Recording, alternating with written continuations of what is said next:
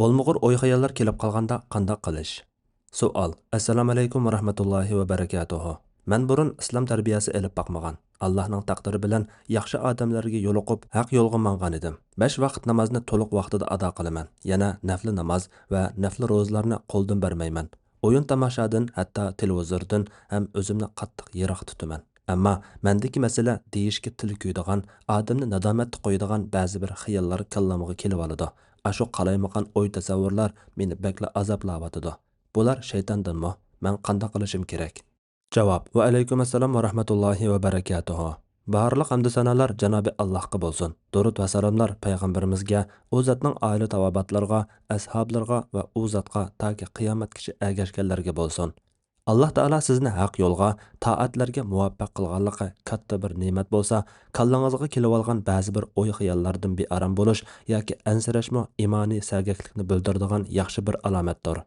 Shayton insonning dushmani bo'lg'achqa, yaxshi yo'lga manganlarning kallasiga shaytonning vasvasa selishi bilan bundaq kelmas xayollar kelib qolishi tabiiy ahvol. Bir hadisda Rasululloh sallallohu alayhi va sallamning sahobalaridan bir guruh kishilar kelib Rasulullohga ko'nglimizga og'zimizdan chiqarishga petinolmaydigan o'y-xayollar kelib qoladi deganda Rasululloh shundoq o'y-xayollar kelib qoldimi deb so'raydi. Ular ha deganda Rasululloh u og'zidan chiqarishga petinolmaslik imonning saf holati degan.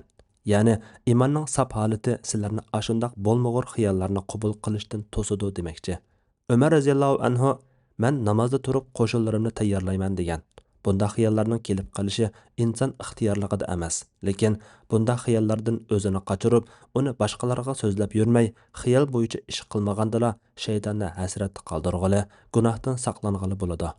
Abu Hurayra roziyallohu anhu rivoyat qiladi-ki, Rasululloh sallallohu alayhi va sallam shayton biror sonlarning yaniga kelib, uni kim yaratdi, buni kim yaratdi deb oxirida Rabbingni kim yaratdi deydi. Shayton vasvas qilib mushu yerga yetganda Allohdan panohlik tilab xiyolidan to'xtasin degan. Qaysi vaqtda yo aqidada yoki islom asoslarida yoki axloqiy ishlarda bo'lmag'ur xayollar kelib qolsa, bu xayollarga agishib qadam bosmagandan keyin bundaq bo'lmag'ur o'y-xayollar imonga yoki musulmondarchilikqa ta'sir yetkazmaydi. Gunohmi bo'lmaydi.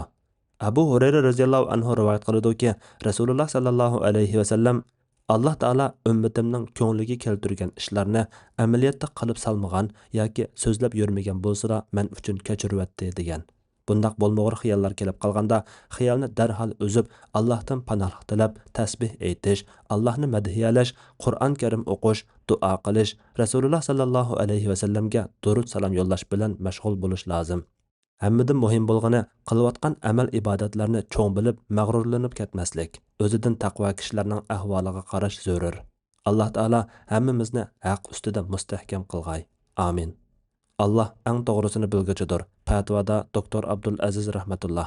Fatvolar majmuasi 1-tom, 24-numurliq fatvo.